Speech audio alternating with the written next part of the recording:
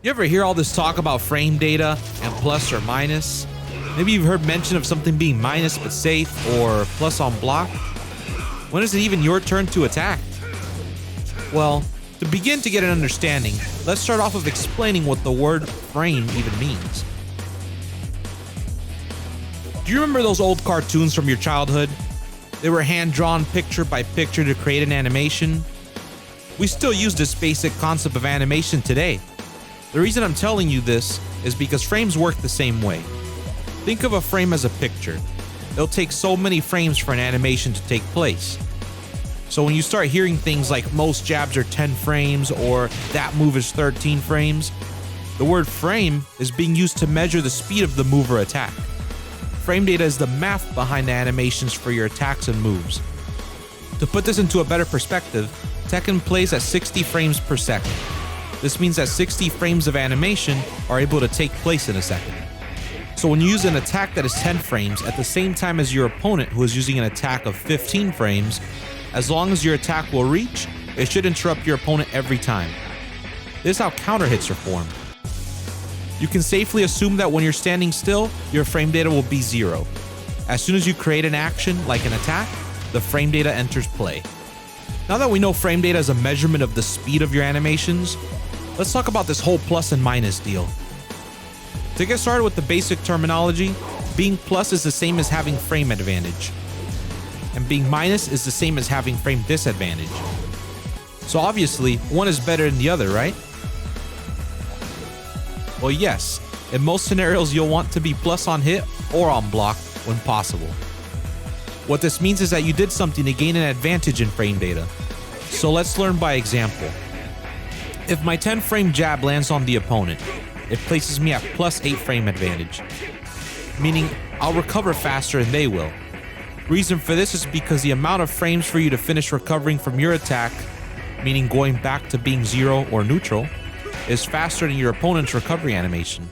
This means that if I were to keep hitting jabs on them back to back, they would never get the chance to interrupt me unless they did something to counter my jabs. If your attack leaves you plus on hit, it's usually safe to continue your turn of offense. I recommend going into your training settings and under display, be sure to turn on the recovery animations. The characters on screen will turn blue during their recovery animations. Once the blue turns off, they've reset back to their original state. Some moves will even leave you plus on block. So when your opponent blocks these types of attacks, you're left with that juicy frame advantage to continue your offense. Frame advantage is a good way to tell whose turn it is to be on the offensive. You don't always have to follow it like a rule, but it'll definitely help you out more to keep it in mind.